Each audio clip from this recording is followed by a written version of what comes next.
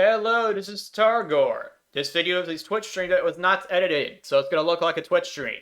Welcome to my vision of WoW Classic Plus. The design direction of my vision of World of Warcraft Classic Plus is substantially different from that of retail WoW, Circus Shadowlands, and the private servers, Vanilla Plus and Turtle WoW. This is partially because the Saints to fix Vanilla WoW's major problems first, flesh out and polish it second, and add new content third. This is part of a playlist of videos. Check this video's description for a link to the playlist.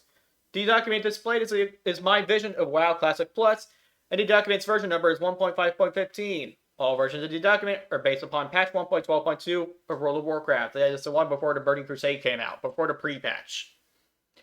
If you just want to know about the general design direction of my vision of Classic Plus before you otherwise look into this, then watch the introductory video in this playlist, or read the document yourself and look at the list of major features. The link to the document is on my channel's About page. That, and I do not have a team of people working with me to make an actual private server on this. This is all pure design thus far. It ain't done yet, and I'm doing it by myself. I ain't no programmer or nothing. Know that most of the game's items are pending re-optimization, though I have laid out all of the groundwork for it. Now then, onto the actual changes made to item. Concerning item additions and related changes. The of Holy Wrath suffix will be available for all items that can normally have of X Wrath suffixes. Of Holy Wrath is the random item suffix that allows items that gives items plus holy spell damage. This will help to flesh out the game. An of Deflection item suffix will be added to the game, for example, Battlefield Destroyer of Deflection. This suffix may only be found on gloves, braces, rings, and two-hand melee weapons. This part might actually be outdated. I forget if braces are going to have enough itemization points to support parry chance.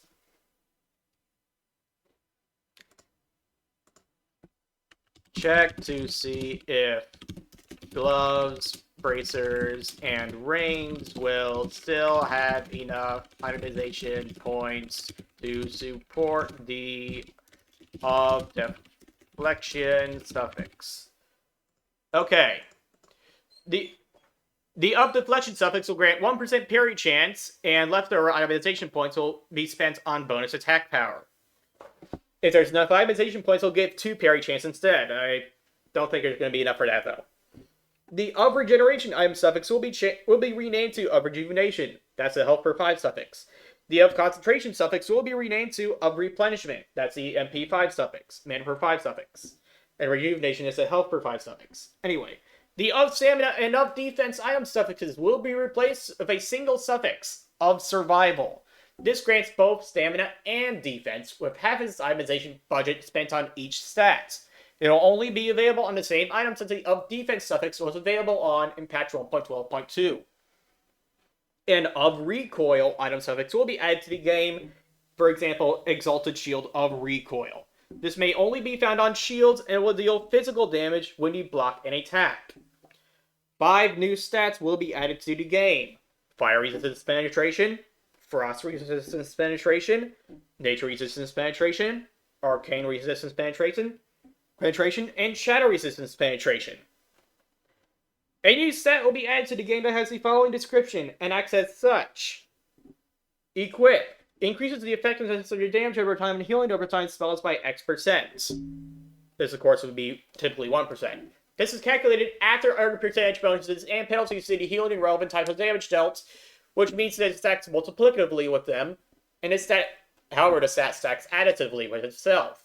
This stat exists to make itemizing endgame items for arcane mages, shadow priests, and affliction warlocks be far easier than they would otherwise be due to their barely caring about spell crit. Do note that I made a lot of changes to those 3 specs. Well, a bunch of changes. Actually, fuck a lot of them. Anyway, like spell damage / healing, see below. This will only affect class-specific abilities, so do not expect your bandages or frost saber lower belt reinforcements, more on that in a different video, to be improved by this stat. Now, I could have just made dots be affected by spell haste or be able to crit instead, but I felt like doing that stuff would just make the game feel too similar to Wrath of the Lich, feel too much like Wrath of the Lich King. So instead I just made increase the effect by X%. It just felt less like Wrath, and I like it better that way. Because it feels less like Wrath. I I did like Wrath. I played it way back when, but I did not play Wrath Classic, and the game really has quite a lot of problems with it.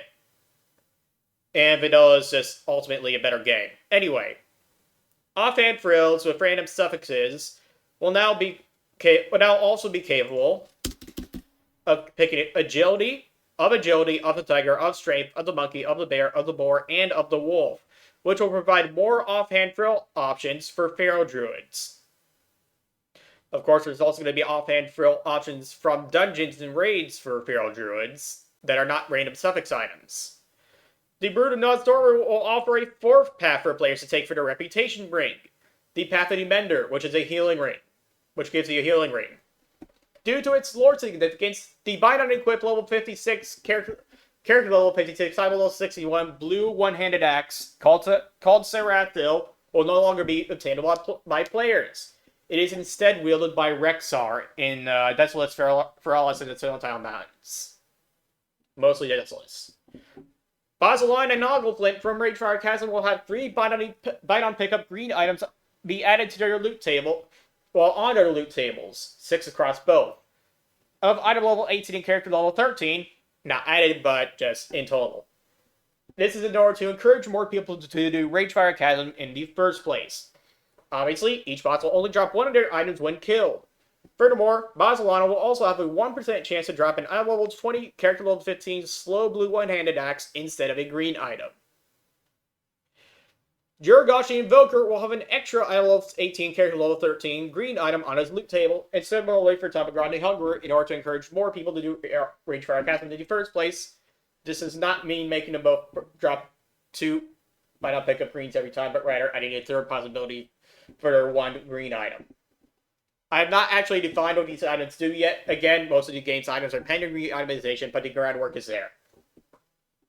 2 Bind on Pickup blue items will be added to the loot table of Grubbits from Noragon, and they'll always drop one of his blue items instead of not dropping anything most of the time.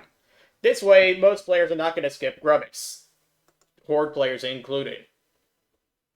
Arcadus will be given a 1% or so chance to drop an item level 49, character level 44, 3.0 speed epic fist weapon called Fist of the Stone Watcher. It's going to have strength, bonus armor, and 2 other stats on it. This will give people a bit of encouragement to do Ultimate. You might be thinking, hey, has bonus armor, it's a tank weapon.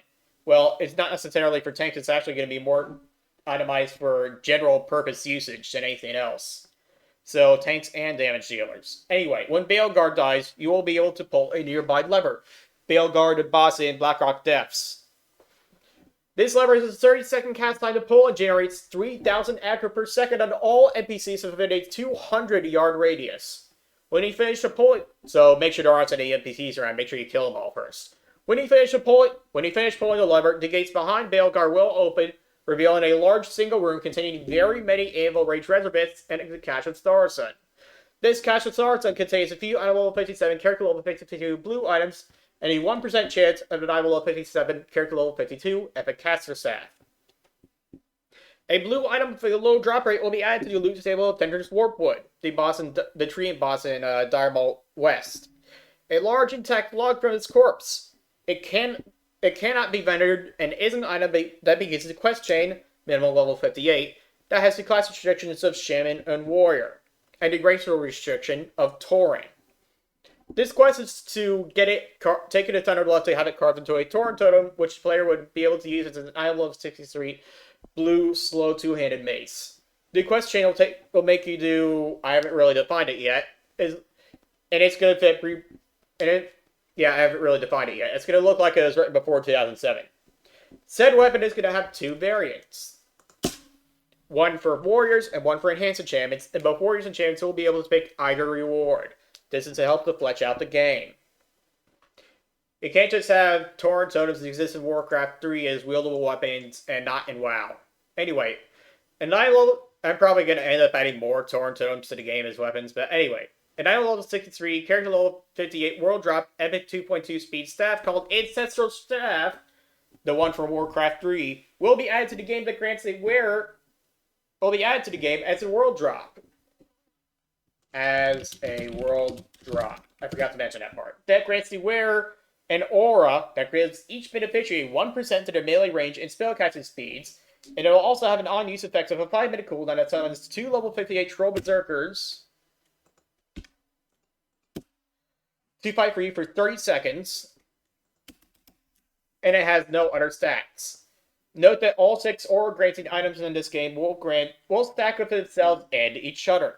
Each Troll Berserker will deal 81.5 average damage per hit. Design note, you might want to use the on-use effect when you're in melee range unless much of the duration be wasted on entering melee range. It only lasts for 30 seconds. This may seem like a very powerful on-use effect, but, well, I'm going to go over that, well, how profession cooldowns and their related cooldowns work in different videos. This is not actually a profession cooldown, it's just, if I recall, off the top of my head, it shares a cooldown of profession cooldowns. Anyway, Balthazar will have a 1% chance to drop an item level 63, character level 58 epic trinket, that's the end boss of Strat Live, not Direball. And this epic trinket is going to be called Fang of the Dreadlord, which is the unique equipped trinket. This will give you an aura that grants each beneficiary, but that grants a beneficiary a 15 probability chance to heal for 4 to 5 hit points on melee hit. This is to emulate vampiric. This is going to be vampiric aura, like from Warcraft 3. More Greyhoof will have a 1% chance to drop an item level 63 epic BOE trinket, unique equipped, called Enchanted Bramble. Did I really write BOE? You know what? Fine, it can be BOE. Called Enchanted Bramble, which grants you 1 stamina and an aura that deals 6 Nature Thorns damage to those that hit its beneficiaries. Design note, it's BOE because it's not that great. Not really a good item. Yeah, so Enchanted Bramble is going to give you 1 stamina, as well as granting you an aura that gives its beneficiaries 6 Nature Thorns damage. I wish I could make this not suck, but Thorns damages cost too many itemization points to make it be any good. I can't really make Thorns damage be... I can't really afford to make Thorns damage be better than it actually can afford to be. So, this item, therefore, is just going to inevitably suck. More on itemization values in a later video. Or is it in this one? I forget. Nope, later video, I'm pretty sure. Okay. So yeah, it's BOE because this is not really a good item. So that means people can sell it. At least, on the auction house, to people that would actually give a shit about it. Seldrin, the Dungeon 2 boss for Blackrock Depths, will have a 1% chance to drop Cord's Shield, if I recall correctly. It actually comes from a chest that spawns after the event ends, which is an item level 63, character level 58, epic hyper-offensive caster shield. Sophos and Jaren, the Dungeon 2 boss from Strat Live, will have a 1% chance to drop Sophos Shield, which is an epic item level 63, character level 58, general purpose warrior shield. Baron Rivendare from Strat Dead will have a 1% chance to drop Ysida's Wand, which is an epic item level 63, character level 58, hyper offensive healing wand. Isalian will have a 1% chance to drop an item level 63, character level 58, epic one-hand, hyper offensive melee mace of middling speed that has no strength on it. Design note, having no strength makes it more useful to rogues since the itemization points will be spent on stats that they care more about instead of strength. Also, mace's one-handed weapons of middling speed are intended to only be useful to deep sub-rogues. To deep subtlety rogues. Moving on. Valthlock, the Dungeon 2 boss from Upper Blackrock Spire, will have a 1% chance to drop a pair of item level 63, character level 58, general purpose epic hunter shoulders. Urok Doomhowl will have a 1% chance to drop item level 63, character level 58, general purpose epic cloth caster pants, which you got from Warash. Quartermaster Zygris will have a 1% chance to drop item level 63 and item level 63, character level 58, epic hyper offensive healing shield. In this case, healing counts as offense. Healing counts as offense by special exception. The new Firebrand Mage boss, more on that in a different video that I already did, will have a 1% chance to drop an item level 63, character level 58, hyper offensive caster wand. The Dire Maul Tribute Chest will have a 1% caster as opposed to healing. The Dire Maul Tribute Chest will have a 1% chance should 10 players have killed King Dordock and spared all other bosses in Dire Maul North, including the Captain and Stopper Krieg, a 1% chance to drop an eye level 63, character level 58, fast bow associated with the Shedrolar. Jorashi Observer will have a 1% chance to drop an eye level 63, character level 58, general purpose hybrid damage dealing cloak. Hybrid as in caster damage plus melee damage. Well, melee and range damage, really. Attack power instead of strength or agility. Prince Sorteldrin will have a 1% chance to drop an eye level 63, character level 58, epic hyper offensive healing mace. Again, healing means offense in this case. Alzin, the Wild Shaper, will have a 1% chance to drop an eye level 63, character level 58, hyper offensive fast 1 healing mace. The end boss of the new 10-man raid, Deathholm, as I mentioned in a previous video, Darkon Draft Seer is retconned out of existence because he contradicts Warcraft 3. The end boss of Deathholm is going to have a 1% chance to drop an eye level 63, character level 58, hyper offensive offhand thrill. Design note, in this I already said that. A Raji Summoner, whose Ruins of Endor Hall are going to be an instant 10-man raid, will have a 1% chance to drop an eye level 63, character level 58, epic hyper offensive caster staff. Gurubashi Axors, the gods of Zul'Gurub, will have a chance far higher than the chances to drop other Zul'Gurub exclusive trash drops to drop epic throwing axes that grants a bonus to your range attack power when equipped. This is to give throwing weapons some sort of love. Of course, they're going to be bind on pickup because it's from a 40-man raid. Various bind and equipped blue world drop 5th weapons will be added to the game. They have not really been defined yet, since none exists and 5th weapons could stand to be more fleshed out. Various gray 5th weapons will be added to the game for the same reason.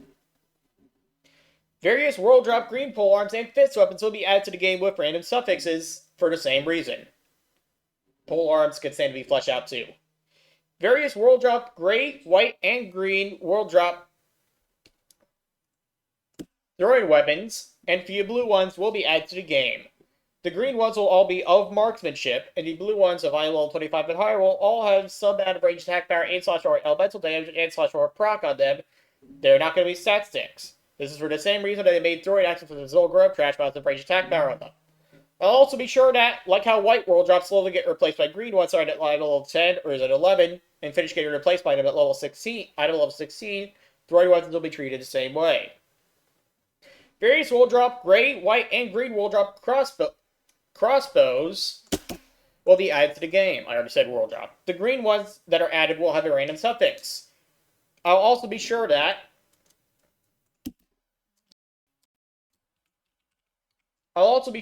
like how white world drops slowly get replaced by green ones, starting at level 10 or 11, and finish getting replaced at level 16, crossbows are treated the same way. A bind on equip epic world drop crossbow, polearm, and fist weapon will be added to the game, all between levels 40 to 57 and character levels 35 to 52. Players of the Collector's Edition will start with a bind on pickup 1 slot bag in addition to the Collector's Edition pet. The bag can be vended for several copper and exists to account for the bag space taken up by their Collector's Edition pet, as a nice little bonus. A new character level 42 Green Idol will be added to the game that'll tentatively increase the duration of Hibernate by 10 seconds. It is a 1% chance to drop from Grim Totem Naturalis and Ferolis, and is bind on equip. A new character level 44 Green Libra will be added to the game that'll tentatively increase the armor bonus granted by Devotion or by less than 55. It's going to drop from Revelage and Ultimate and be BOP. A new character level 43 Green Totem will be added to the game that will tentatively reduce the mana cost of Purge by 10%. It has a 1% chance to drop for Mog, Shog, Shamans, and Strangleform Veil and be BOE. With these 3 relic items in the game, which are all useful in solo PvE, group PvP, and PvP, relic options will exist in the first place before level 50 or so, making the game feel a little more fleshed out. I probably am going to have to add more low-level relics, and so Yeah, I'll get around to that later.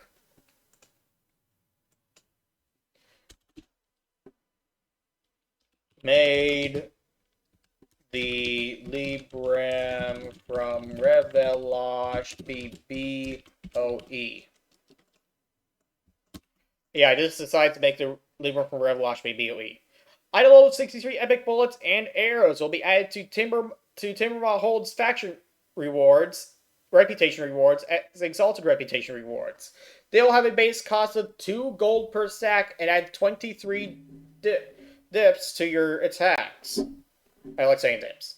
Item level 65 epic bullets and arrows will be added to the Zandalar tribe as exalted reputation rewards.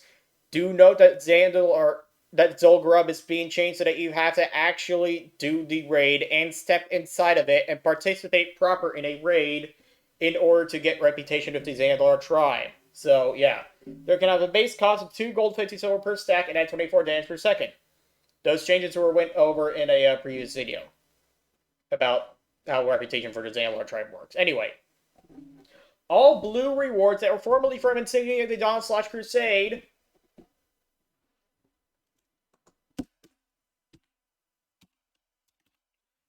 turn-ins will be moved to Argent Dawn Revered Reputation rewards, while the epic ones will become Argent Dawn Exalted Reputation rewards.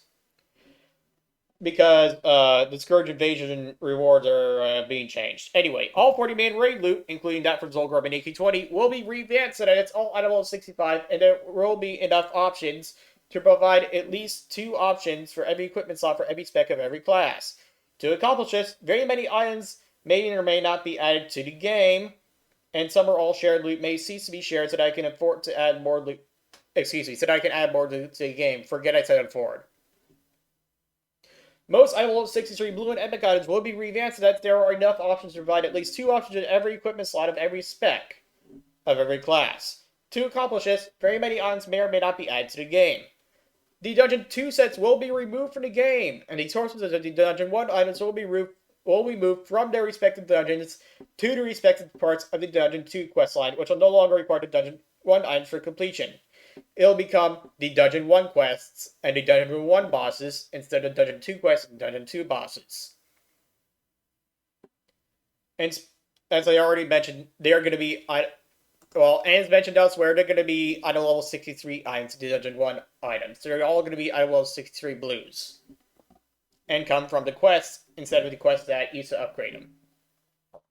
Ice Guard and Shadow Guard, the enchants from the Argent Dawn, will have a character level requirement of 50.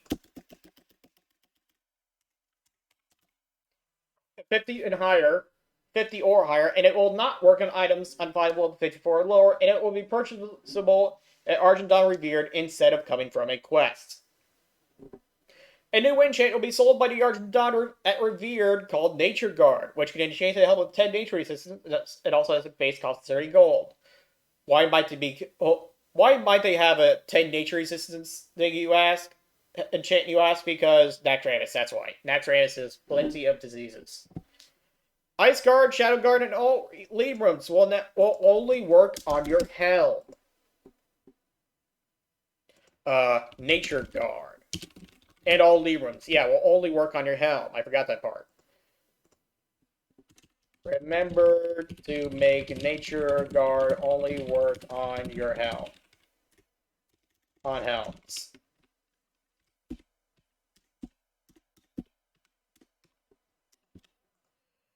The Timbermaw Furbolgs will offer leg enchants and reputation rewards. They'll offer as reputation rewards. They'll offer honor enchants that grant 5 resistance assault. That grant you 5 spell resistance penetration, so resist assault penetration, 15 attack power, or 9 spell damage, not healing, or 3 MP5, or 3 MP5, or 3 Nature Thorns damage. They'll also offer exalted enchants. Your 10 resist assault penetration, 30 attack power, 19 spell damage, but not healing, or 6 health per 5, or 6 MP5, or 6 Thorns damage as nature damage.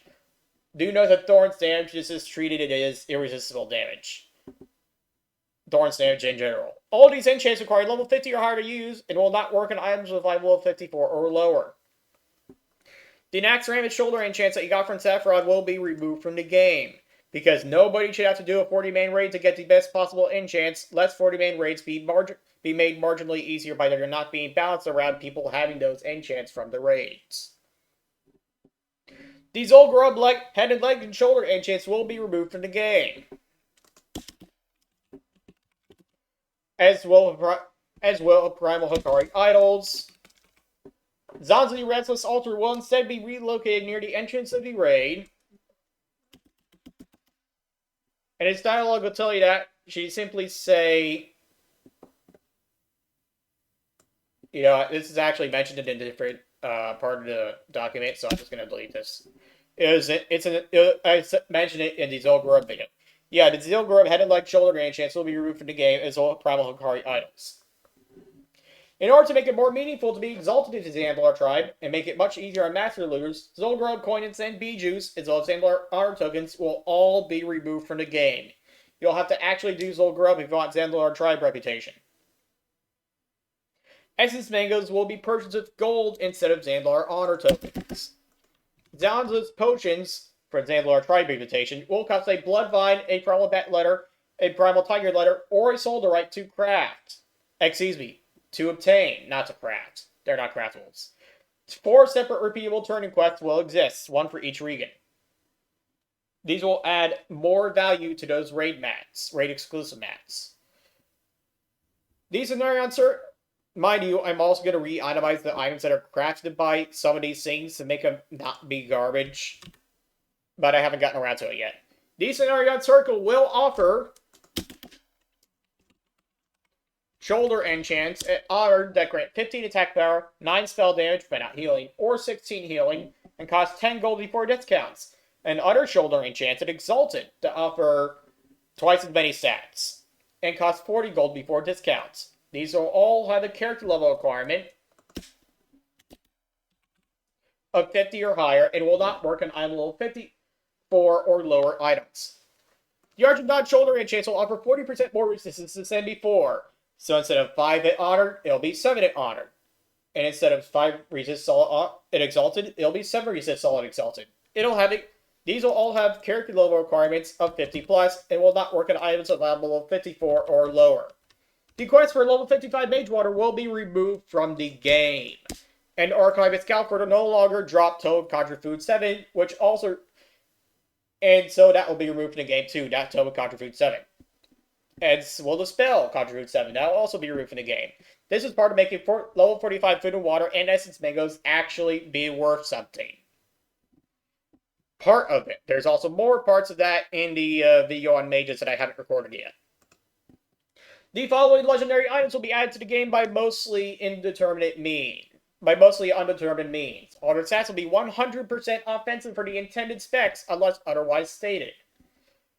A 2.1 speed one-hand melee mace that has 87 feral attack power on it as a free stat among its stats that are not free. So that feral druids can kind of benefit from the increased base weapon damage that's effectively increased on... I don't really know how to explain that part. There's also going to be a legendary 1.8 speed gun, which has... Well, I do know how to explain that part, just not off the top of my head, and... Well, I don't really feel like re-recording this. I'm already so far into the recording. Anyway, the legendary 1.8 speed gun, which has extra base damage. You know what? I'm going to go over this in the video description.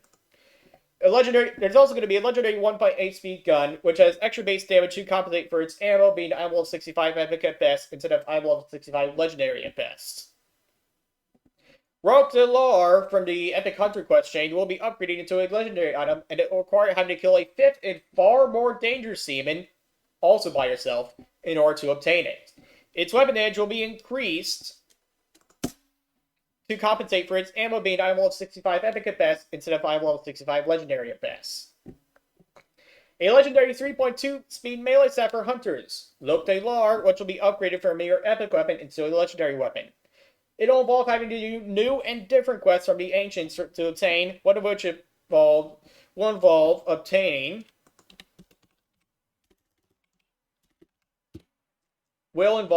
something very rare from a 40-man raid, and another of which will involve fighting an extremely dangerous solo-only boss. Do note that, You're also gonna have to get something really rare from a 40-man raid to do the Rokular chain. Not just the Petrified Leaf. That one's not gonna be so rare, if I recall correctly. Off the top of my head. There's also going to be a legendary 2.7 speed one-hand caster mace with a healing version, Paladin plus Shaman only. But these are both going to be Paladin plus Shaman only.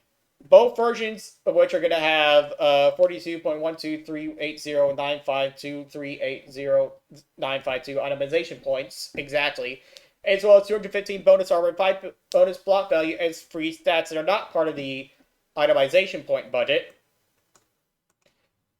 By the way, this is going to be the only item in the entire game that has bonus block value on it. And the bonus block value and armor are to compensate for their not having a legendary shield. The 2.7 speed is that it Wind Fury and Frostbrand are more fun to use in the first place. As will Seal of Command if you decide to use that as a ret with a partially ret spec for some reason or the other. Oh wait, I forgot I changed Seal of Command, so that wouldn't matter for that. Anyway, the legendary 2.2 speed two-hand. There's also going to be a legendary 2.2 speed two-hand melee mace in the game, which will have a bit of free casting stats on to make sure that Paladins and Shamans like it. It's going to be there for Paladins and Shamans, basically. In case you want to use a fast two-handed weapon. There's also going to be a legendary 1.9 speed melee dagger added to the game, and a 1.3 speed one. There's also going to be a legendary 3.0 speed one-hand melee sword added to the game.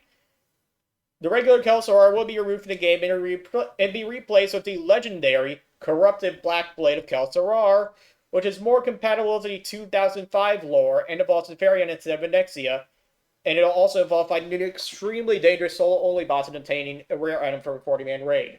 Speaking of which, all legendary weapons are going to be locked behind extremely difficult solo-only boss fights that are made for the intended classes to beat. There's also going to be a legendary warrior shield, the only legendary non-weapon in the entire game. Its stats will be 2,687 armor, including 4 bonus armor, 49 block value, 35 strength, and 3% block chance. It will also have an on-use effect of a 1-hour cooldown to replace the 35 strength or 35 stamina, or vice versa. This will ensure that it is best in slot forever for both offense and defense, including avoidance-based defense. Let's prot warriors swap it out for a different shield in various non-niche situations. Design note, the legendary shield cannot be a scale of Deathwing unless it gives fire and shadow resistance. Thematically, that is. So, it's going to have to be something else so that it can be more useful for general purposes than a scale of Deathwing could afford to be. Yeah, thematically, if it's a Black Dragon scale, especially a scale of Deathwing, it would have to give fire and shadow resistance, because it's not going to be a scale of Deathwing. Anyway, I don't know what it's going to be yet. Again, I still have yet to re-itemize most of the game's items, and speaking of which, I also have yet to make a lot of items beyond the basic concept of the items. Anyway, at Tish, Great Staff of the Guardian, the legendary weapon, will be re-itemized for each class. Included in said re-itemization versions will be Included in said re-itemizations will be the Druid version, no longer having a bonus to feral attack power on it, and the Heal and Priest version no longer having a bonus to spell damage on it. When wielding the Druid or Priest version of the Teach, or either version of the legendary Cast Celestial one-handed mace, seen in particular in an indeterminate line of text via /save will cause the item to, on a 1-day cooldown, transform into a cast version of the item, or transfer it from the cast version back into the healing version of the item on the same cooldown. Where's the D button? Here it is. I'm not actually looking at the keyboard, I'm just going by memory. I'm really slashing right now. Each legendary weapon will involve a quest that involves fighting a boss and evading the quest, save the ancients, except the bosses are going to be vastly more difficult to defeat, such that a low latency and a tremendous amount of skill, which cannot be replaced by gear or consumables, is going to be required to beat them. The details for each boss are found here. Design note, 2 bosses are pending redesigns to utilize skills that can be feasibly used elsewhere in the game. The beam dodging fight and an axe raise platforming fight. That, and I've yet to turn the legendary warrior shield from a scale of Deathwing into something else, according to that document.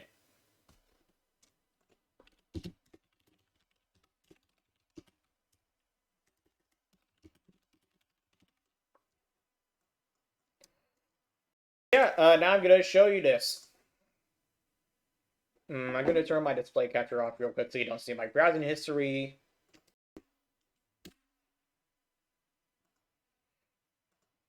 So do mechanics for all legendary weapon bosses. All bosses, upon being engaged, will use an instant spell-like ability on you, which can be casted while silenced. It will dispel all of your dispellable buffs and debuffs, whether they be magic, curses, diseases, or poisons. So no curse of recklessness from another player to make you immune to fear, for example.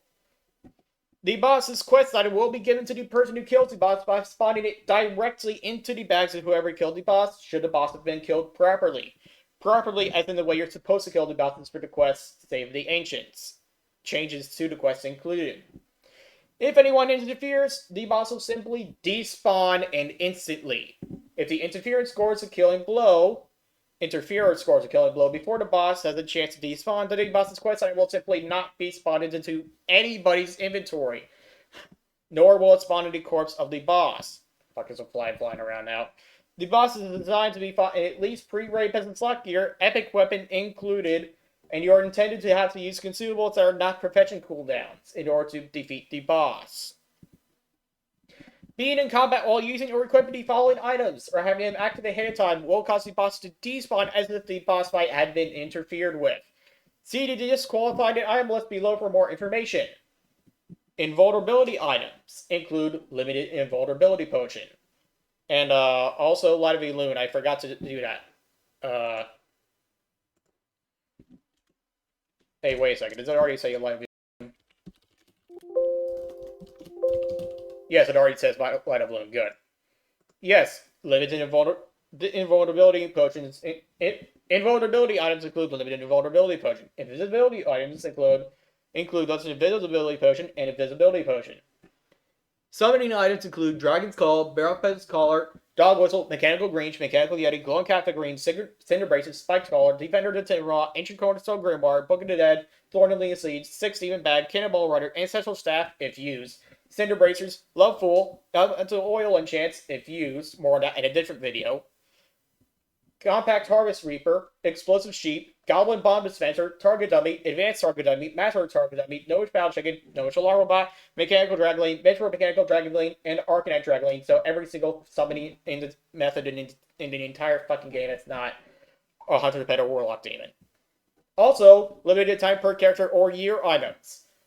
These include Glowing Wax Stick, Bag of Marbles, Really Sticky Glue, Light of Elune, Moist Towelette, Blood Cup Elixir of Resistance, Blood Cup Elixir of Dodging, Tea with Sugar, Mechanical Yeti, M73 Frag Grenade, Employee Might Stone, Calling Raptor, Goblin Fishing Bowl, Restoring Bomb, Fish Liver Oil, Flash Bundle, Keg of Thunder Brew, Faintly Glowing Skull, Slumber Stand, and consumable holiday items of limited duration, such as Hallow's End, Pumpkin Treats, and Winter's Veil presents.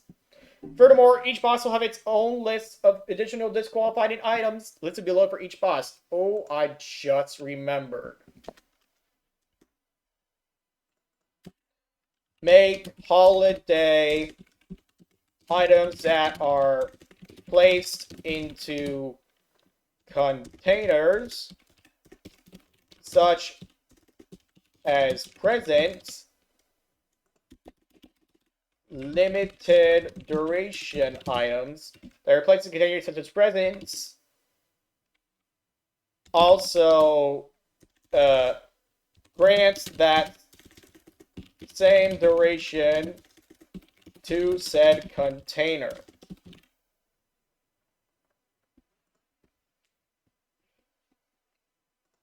Actually, just be unable to be placed in containers. A much better idea. By players. Moving on. Furthermore, each legendary weapon boss will have its own list of additional disqualified items listed below for each boss. Now, all these bosses test either the player's situational awareness, precision of input, or reaction time, or a combination of the three.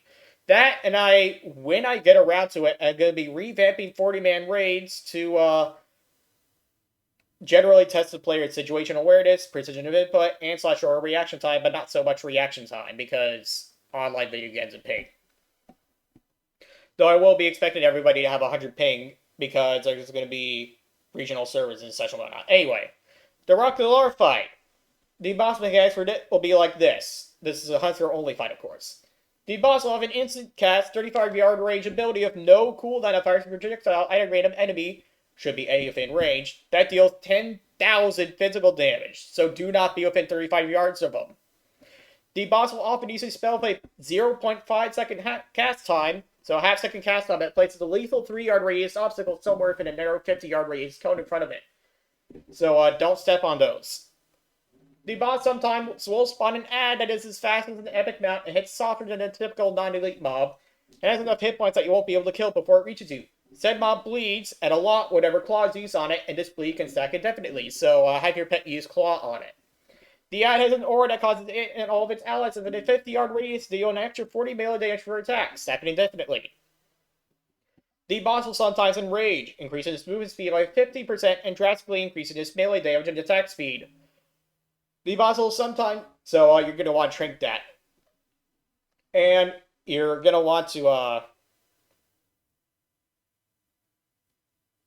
make sure that there's not too many of those ads active at once, or else your pet is going to die.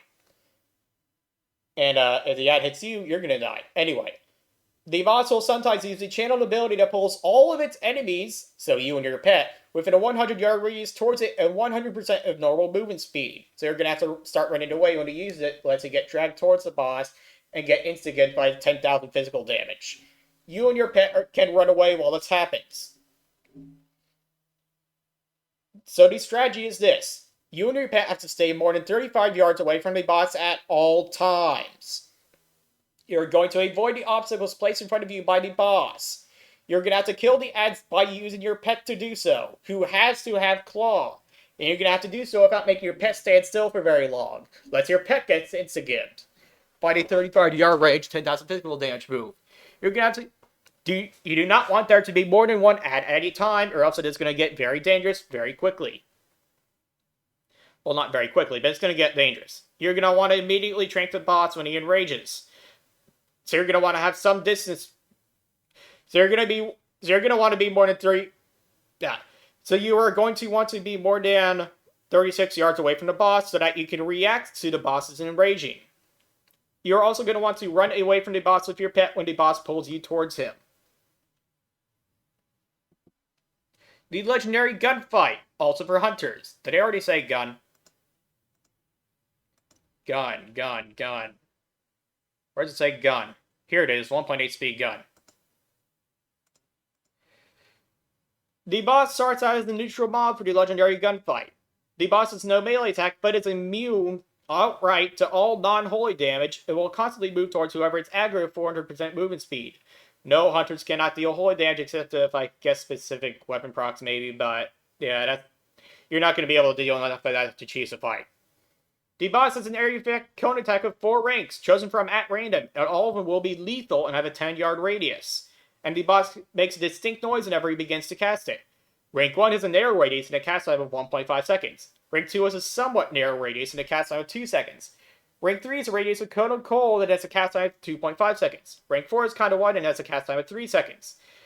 The boss constantly has a lethal 15-yard radius hurricane surrounding it that prevents all range attacks from going through it, and has an eye in the hurricane that has an 8-yard radius. Staying in the eye will cause the hurricanes to do nothing to you, aside from not letting your range attacks go through it. The hurricane will be constantly orbited by several lethal sundering clouds that have a 3-yard radius, that is, you'll instantly die if you touch them. These thunderstorms extend out to 30 yards, but a few of them have an irregular orbit. The boss will sometimes spawn a stationary ad that is immune to nature damage, 18 to 30 yards away from him, which will spam Lightning Ball whenever he has aggro, formerly named Lightning Bolt. I wrote this document quite a while ago, and I haven't really updated it since. When the ad dies, the boss will lose health equal to 3% of its maximum HP, so you kill the boss by killing those stationary ads with your pet. Your pet is to be outside of the hurricane, and you are to be inside of the eye of the hurricane. And you are to use Eyes of the Beast to manage your pet, while also keeping an eye on the boss so that you do not get murdered by the boss. While keeping your ear out for the boss, rather, because the only indicator is that distinct noise. So the strategy. Before the fight, you may wish to place a combustion trap, formerly named explosive trap, or was it immolation, I forget which, 20 to 30 yards away from the boss. I wrote trap twice. In case an ad spawns on top of it. The hunter starts and stays near the boss, while the pet starts and stays 16 or more yards away from the boss.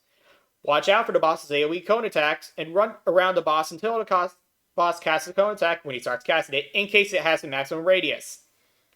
Do not touch the hurricane.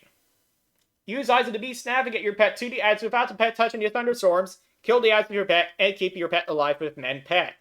Your pet will have to get close to the hurricane to get healed. Your pet should probably have Diver Dash, as well as Great Stamina 10, Nature Resistance 5, yes there is 5 now, and Claw, or it could be a Crocodile because Crocodiles can just use Big Bite instead of having Claw and Bite. More on that in a different video. Yes, Big Bite.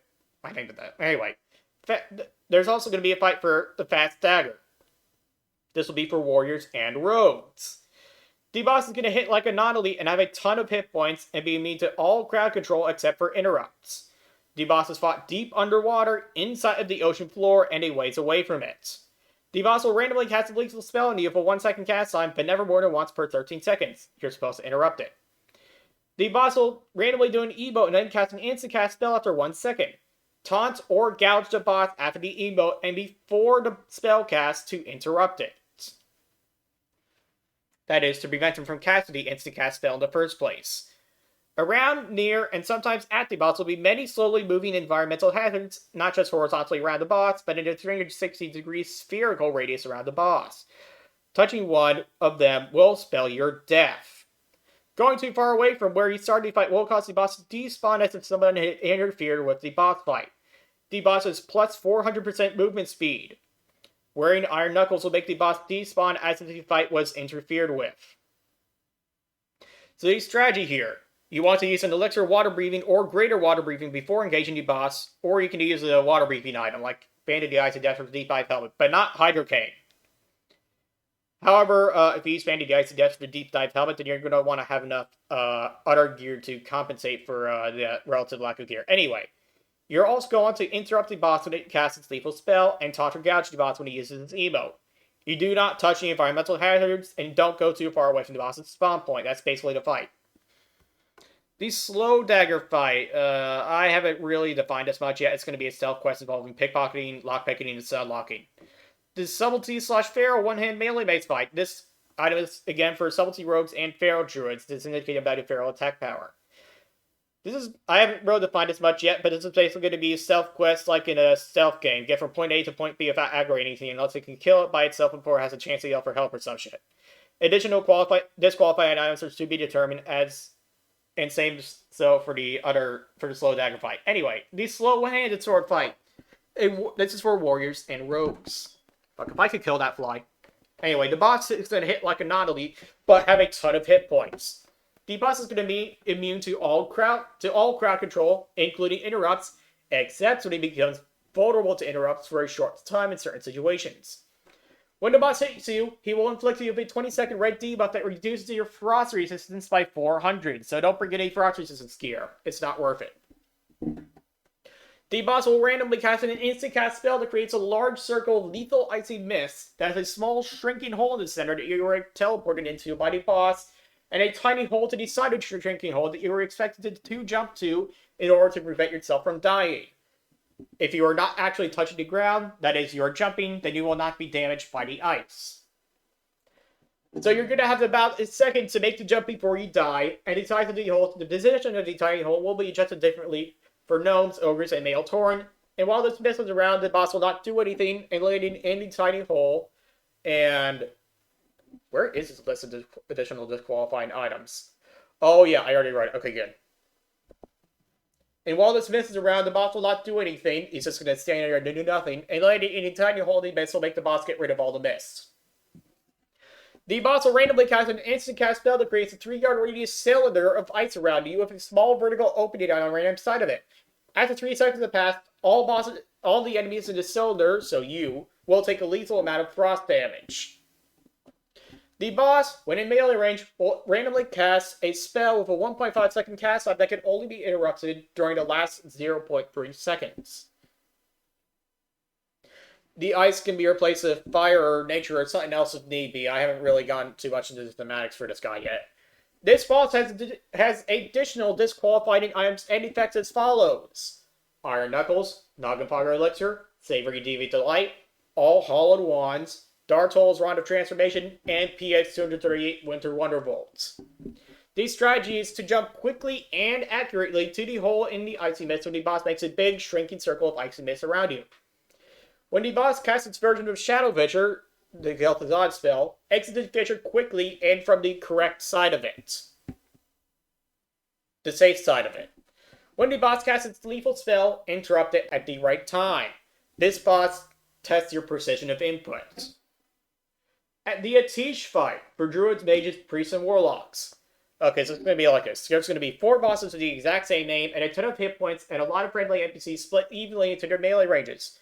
The bosses are going to be arranged into a square dot. If its corners had a circle around it, this circle would have a 25-yard radius, and your friendly NPCs are all going to generate a ton of aggro and can be healed. The NPCs will need help if either dealing damage to the bosses or staying alive in order to win, and that's before considering the below boss mechanics. The 4 bosses will be immune to crowd control, interrupts excluded. Any boss will often cast an instant-cast spell on a random enemy that dispels all haunts and makes heals hurt instead of healing for 10 seconds. So you're going to have to dispel that. Any boss will sometimes... Wait.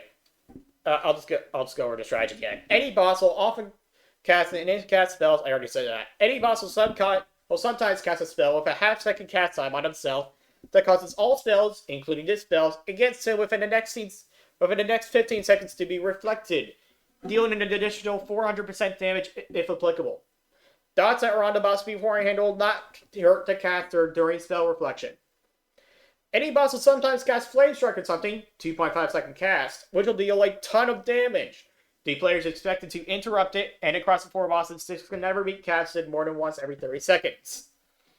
Shared cooldown between the bosses, that is. Every boss will be interrupted by the initial casting of Curse of Agony, Moonfire, and Shadow Word Pain. Any boss will sometimes channel a spell that creates a link to another boss, and cause that boss to cast it at another boss until all 4 are linked. Each link has a 3-second cast time and creates a visual like Drained Soul or something. A visual effect. If all 4 are linked, the bosses will kill everyone, including you, and it can only be interrupted by the usage of a quest item on an unlinked boss at any time, but said quest item has a 10-second cooldown. Every boss has a 40-yard radius that scares all beasts until they leave the radius of all the auras. If any boss... So, do not shapeshift into a druid form. If any boss dies while any other boss is active, these dead bosses will be resurrected after 10 seconds, so kill all the bosses at once. If any boss will sometimes spawn an ad of low health that casts random fire on some friendly NPCs. It doesn't hit that hard, but it will add up if you don't kill it, and the friendly NPCs will not waste their time attacking it. Rather, they won't attack it. Never mind the waste of time part. Any boss will sometimes cast something comparable to Gel'Thuzad's Shadow Fissure on you and only you, except you need to step out of it in 1.5 seconds from any direction. Every boss can and will dispel curses on each other and quickly. So don't bother using Curse of Tongues. It's just not going to be worth it. This encounter has additional disqualifying items and effects as follows: Iron Knuckles, Scarab Brooch, unless I change it to make and Iron Knuckles, and unless I change it to make it to do something completely different, Scarab Brooch.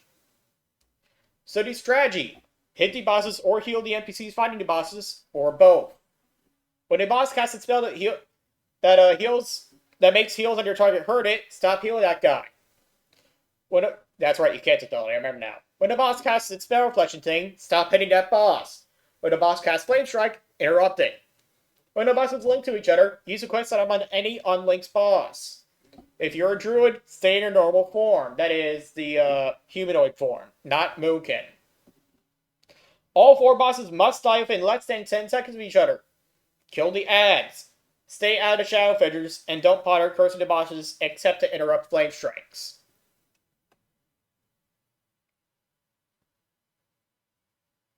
Yeah, Flame Strike, Flame Strike. The Localar fight. This is for hunters, of course. The boss is going to have a ton of hit points and be immune to all crowd control and nature spells. The boss has an aura that horrifies all. This includes poisons, by the way. This boss has an aura that horrifies all beasts within a 40-yard radius, not fear but horrify, until the beast is out of range. The boss is fought upon small, unmoving platforms in the new room Naxxramas construct corridor over a vat of green slime that kills you upon contact.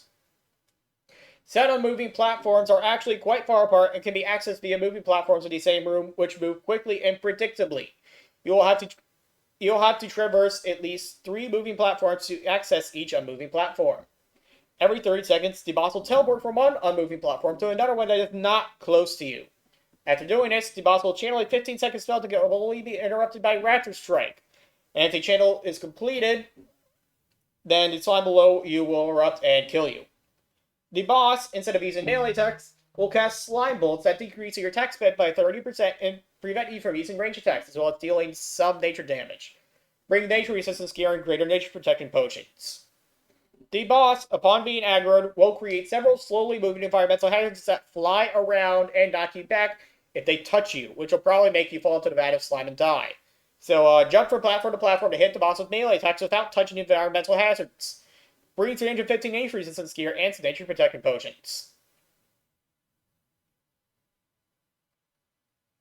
And do not bother taking your pet out. Now, where did I say that you can't use range attacks? Ranged.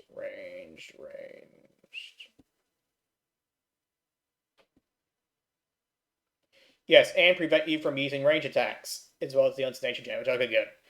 The caster / healing one-handed mace legendary weapon fight. This is for paladins and shamans. The boss is going to hit like a non-elite mob, but have a mountain of hit points and plus 200% move speed. The boss is normally immune to all crowd control, but can become vulnerable to interrupts for certain extremely short periods of time, as mentioned below. The boss, when interruptible, can be interrupted by any paladin judgments. The boss will sometimes cast an AoE spell with an 11-second cast that deals 30,000 damage. 9.8 seconds into the spell, he'll do an emote, and 10.8 seconds into the spell, he'll do an emote and another emote and become vulnerable to interrupts. During which you are expected to cast an interrupt spell, which will stop the spell cast and deal 10,000 damage to the boss. The boss will sometimes teleport you to a nearby room with one way in and out, and light a randomly generated maze of lethal fire, create a randomly generated maze of lethal fire, or something like that, around you with narrow passageways. Slightly less narrow if you're an ogre or female tauren, or narrower if you're a gnome. And some obstacles that must be jumped over will exist as well. While you are navigating your way around this, the boss will channel a spell on you that kills you after 30 seconds and can only be interrupted by meleeing the boss. The boss will sometimes disappear for a few seconds and create 50 blue illusions of himself with the exact same name as them, and then reappear. His illusions will deal 10% as much damage as his boss does, and will be immune to all non-direct damage, and they have 1 hit point are immune to crowd control, but meleeing the boss once will cause all the illusions to disappear. Meleeing the boss is opposed to his illusions. Wearing Iron Knuckles and casting Lesser Blink will make the boss despawn as the fight was interfered with. Lesser Blink is one of the enchanting profession buffs. Specifically the enchanted oil that they can enchant their relic with. Or wand, but paladins and shamans don't get wands. So the strategy. Interrupt the boss's lethal AoE spell just before it goes off. When teleported into the maze of fire, navigate quickly and precisely through it. When the boss splits, manually target a boss and hit him with a melee attack before the illusions hit you too hard. Deal too much damage to you. The Thunder Fury fight for warriors, rogues, and paladins. The boss is going to hit like a non-elite mob, but have a ton of hit points and be immune to all crowd control and irresistible nature spells. Every 3 seconds, the boss will cast an instant AoE spell with a 50-yard radius, deals 40 nature damage to all that it hits, and, if not full resisted, it will apply a red debuff that increases the nature damage taken by 40 for 2 minutes, stacking indefinitely. Obviously, paladins can remove the debuff with a divine shield. They are not expected to hit as hard as warriors or rogues. The boss is going to have many slowly moving lethal thunderstorms of 3-yard radiuses around it, and a 50-yard radius within the 50-yard radius of the boss at all times. The way that they move is going to turn this into a sort of bullet hell fight, except the bullets ricochet off of the walls and seem to have a mind of their own. The boss has 400% bonus move speed. It's going to be immune to crowd control, all crowd control and nature spells. I already wrote that. And will become immune to all damage for 6 seconds at 90%, 75%, 60%, 25%, 30%, and then 15% hit points. This fight will take place in an instance location in which you must be the only person in the instance, so nobody can help you if you're undesirable vantage points. These thunderstorms and nature damage can be replaced with fire elementals and fire damage if need be. That is, if need be for the sake of thematics. So the strategy. Bring 315 of whichever resistance and some greater whichever protection potions. Elemental protection potions. Use your short damage dealing cooldowns after the 90% invulnerability wears off, and then you use the rest after the boss finishes being invulnerable at 15% if they're back up by then. And don't touch the thunderstorms. The Soul Frost boss fight for warriors, paladins, and shamans. The boss hits like a non-elite mob, but has a ton of hit points. Man, this is a long video. The boss increases your rage by much more than normal when it hits you. This will only be enough rage to do as much stance dancing as is necessary to beat the boss. The boss's spellcasting speed is slowed by 200% by Rend, and by 150% by Frostbrand weapon, 20 seconds per proc, for both, and 20 seconds per proc or usage. In Retribution Aura, 8 seconds per damage value. By per usage, I mean Rend, not Frostbrand weapon. By proc, I mean Frostbrand weapon. Since spellcasting speed slow does not affect the area of effect melee attack. I need water.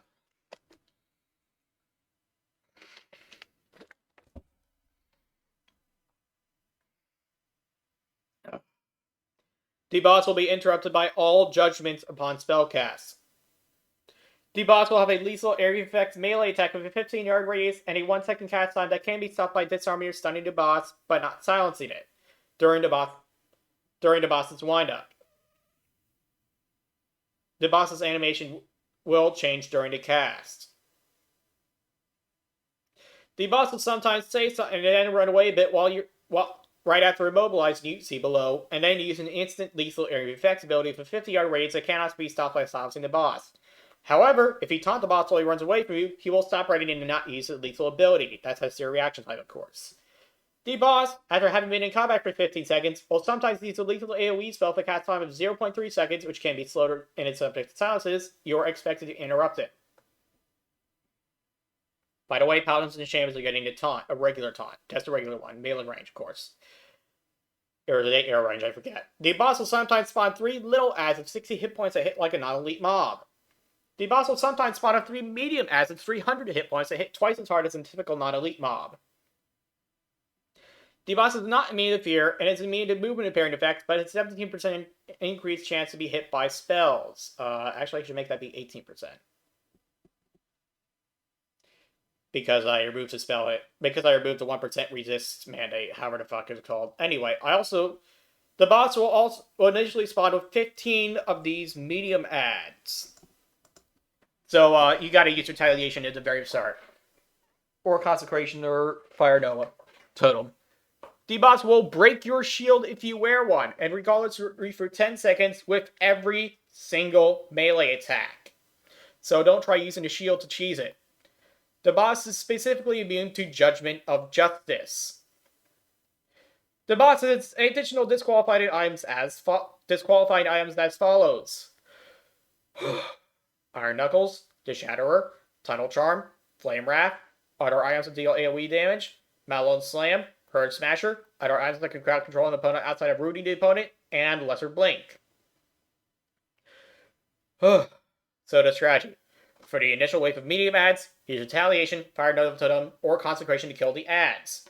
Keep Rend up on the boss, or use Frostbrand weapon, or use Retribution Aura. Taunt the boss when it turns around to run. Interrupt its lethal area of effect spell. Use Thunderclap, Chain Lightning plus Lightning Shield, or possibly a low rank of Magma Totem, or Consecration to kill the small adds. Use Whirlwind, Fire Nova Totem, or Consecration to kill the medium adds. Do not use a shield. Not counting Lightning Shield. The fast two-handed mace fight for paladins and shamans.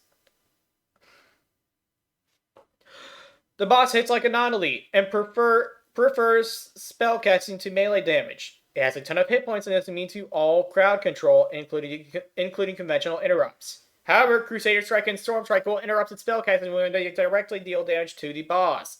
This fight is intended to last about 5 minutes. The boss is in a small and enclosed rectangular room that is horizontally divided by a narrow pit that spans the entire height of the room, and the pit has 2 thin horizontal magical beams with the pit's length moving up and down over the pit in a predictable manner, leaving little room every 5 seconds for the player to safely jump across the pit. There are also 2 3-yard radius vertical magical beams that shoot into the pit and travel the length of the pit in a predictable manner, leaving plenty of room for the player to avoid these large vertical beams when jumping across the pit. All 4 beams deal 18,000 arcane damage to the player when touched, and have 600 arcane resistance penetration, so don't touch them. And don't try to cheese it with arcane resistance gear either. Also, the pit will kill you outright if you fall in there, so don't fall into the pit either. It's a death pit like a platforming game. If you are an ogre or male tauren, the beams will move a bit slower. The fight will start on one side of the room, and 5 seconds after the boss has been engaged, and every 20 seconds thereafter, the boss will teleport from its side of the room to the other side of the room, and then immediately begin a 10-second spellcast that kills you if it goes off. In order to survive this, you must jump across the pit while avoiding the beams, and then cast Storm Strike or Crusader Strike on the boss during the spellcast to interrupt it. Additional disqualifying items and effects include slow fall effects, size changing effects, appearance changing effects, invulnerability effects, excluding the limited invulnerability potions, and lesser blink. The strategy is to hit the boss and save the mana for totems, seals, and healing spells. When the boss teleports, jump across the pit without touching the 4 beams, which is easier said than done, and then cast Storm Strike or Crusader Strike on the boss before it finishes its spell cast. And finally, the legendary Warrior Shield fights. The shield, I already said it's not actually going to be a scale of Deathwing. You're going to be aided by 9 non-elite level 60 NPCs, one of which are a healer, and the other 8 of which are going to be damage dealers that have no special abilities and deal 1,100 to 1,400 raw damage per hit of 2.5 attack speed. The damage dealing NPCs always attempt to hit the backs of their opponents, and they and the healer only have the defenses of the typical non-elite level 60 NPCs. The healer aiding you has greater heal and renews his only abilities, at which he will cast on you and the other NPCs, and essentially has an infinite mana bar, though he can only do so much to keep you and the other NPCs alive. The NPCs that you are fighting are elite and come in elite varieties. A generic mob that does a frontal cleave at every attack, hitting up to 3 guys with 600 to 800 damage, so make sure that the NPCs that are on your side are behind your guys that you're tanking. There's also going to be a mob that, every second, lights the ground around him on fire, which can stack with a 5-yard radius for 8 seconds, dealing 20 damage per second, but they only melee for 225 to 275 damage. There's also going to be a mob that does backstab, which is 2,400 to 3,600 raw physical damage per hit. They melee for 450 to 550 damage. However, at the start of the fight, you'll get the NPCs mentioned in this part aiding you, and then immediately and every 30 seconds afterwards, for the next 7 minutes, 3 decleaving NPCs, a backstabbing NPC, and 2 fire-starting NPCs will come after you, and the friendly NPCs who will not hesitate to attack before you do.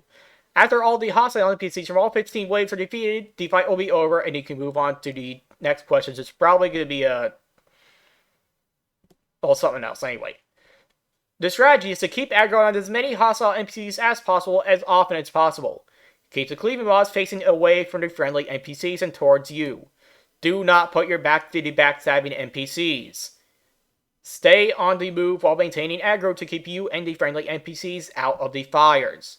Use greater fire protection potions and /4 frozen runes to make it easier on the healer, but do not go out of your way to bring fire resistance gear. Wear avoidance gear, but do not go so far as to wear Granger level 58 or lower gear to do it. This part is actually pretty outdated. You're just going to wear avoidance gear, period. Anyway, that is all the legendary weapon boss fights for concerning what I have written up thus far. A T shall be re-itemized for each class. Including in said re-itemizations, I already said this, I think, but I'm going to say it again. Wait, hold on. A teach. Anyway, yeah, teach is going to be re-itemized for each class. Including said re-itemizations will be the druid version, no longer having the most imperial attack power on it, and the healer version for priests no longer having to boast spell damage on it. Oh wait, I did already say this stuff. That's right. This is where I detour, not there. Yeah, okay. Ancient Petrified Leaf's drop rate will be reduced to 0.5%, seeing how it will start 2 legendary quest chains and not 1.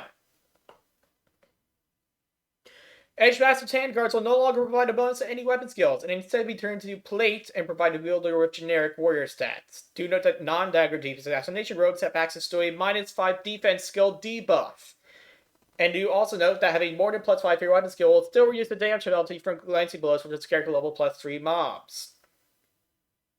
The quest, Breastplate of the Chromatic Flight, will have second and third reward choices of a generic paladin chest and a healing paladin chest. A new item level 62, character level 57 world drop, 2.9 speed, 1 hand, green, mace, with a suffix will be added to the game called Skull Crusher of Suffix. A new item level 65, character level 60, world drop, green, 3.3 speed staff with a suffix will be added to the game called Master's Staff of Suffix. The following items will be added to the game as white items of predictable item levels: padded amice, russet amice, embroidered amice, Criboli spalders, I probably pronounced that wrong, studded spalders, reinforced leather spalders, polished scale pauldrons, augmented chain pauldrons, brigandine pauldrons, and plate mail shoulder guards. These will all be parts of their pseudo sets of items and have the same character level requirements as those items do as well. A new item called Thick Murloc skill will be added to the game, which drops off of level 39 and 50 Murloc and can be used for a few letterworking patterns. A new item called Thick Naga skill will be added to the game, which drops off of level 41 to 52 Naga and can be used for a few letterworking patterns. A new item called Hardened Murloc skill will be added to the game, which drops off of level 51 to 62 Murlocs and can be used for a few letterworking patterns. A new item called Hardened Naga skill will be added to the game, which drops off of level 53 to 63 Naga and can be used for a few letterworking patterns.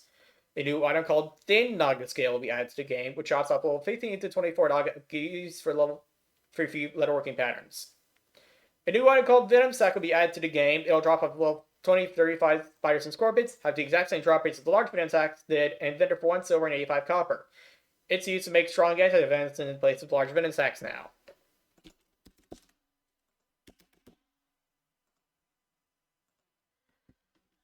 In the profession sections, I mentioned the existence of new regents.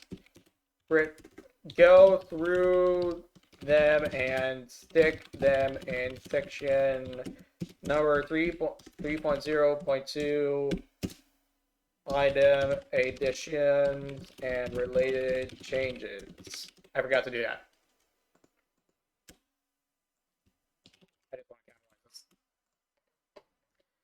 The following maps will be added to the game: Green Kodo, not epic. Teal Kodo, not. Anyways, Green Kodo, Teal Kodo, Purple Kodo, Arctic Wolf, Red Wolf, Ivory Raptor, and Mottled Red Raptor as mounts that are not epic.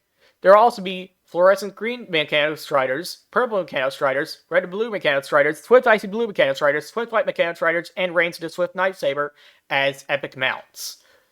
A new Goblin vendor with no faction who is friendly to the Alliance and Horde will be added to someplace in Ashara who sells unique epic mounts of standard epic mount speed, so 100%.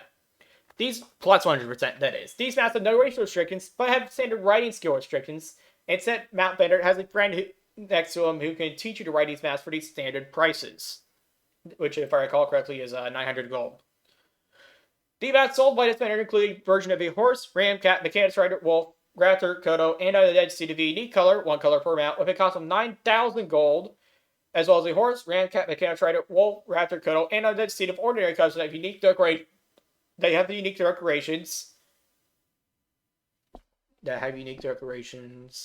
Which cost 9,000 gold, and a horse, ram, cat, mechanic rider, wolf, Raptor, Kodo, and a dead seed of the aforementioned unique colors that also have the aforementioned unique decorations, and cost 18,000 gold.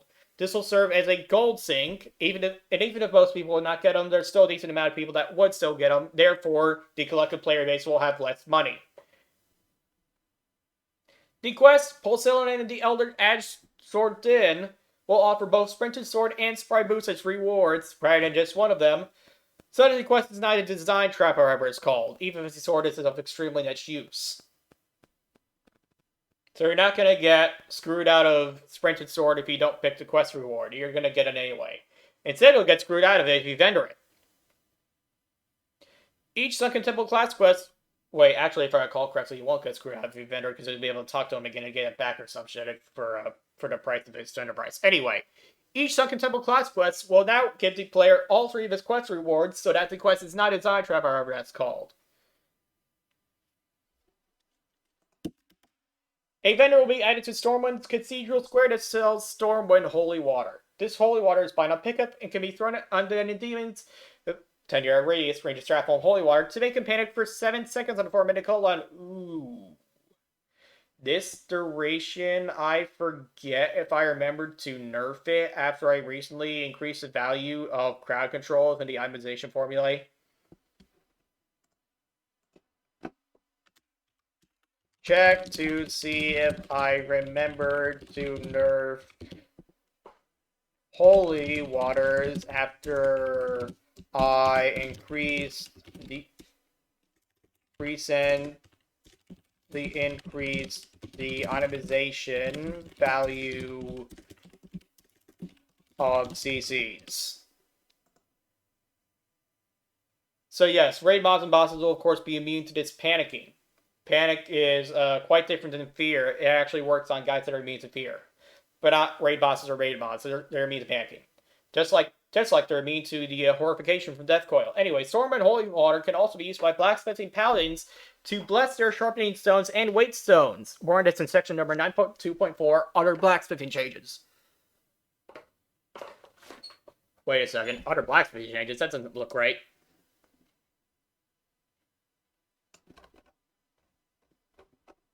Yeah, Other Blacksmithing Changes. That's right. Okay, good. The Fiery Blaze enchantment will have a one-handed, two-hand version. The quest offers one of them and not both. And the one-hand version will grant... The one-hand version in particular will only grant a 1 proc per minute.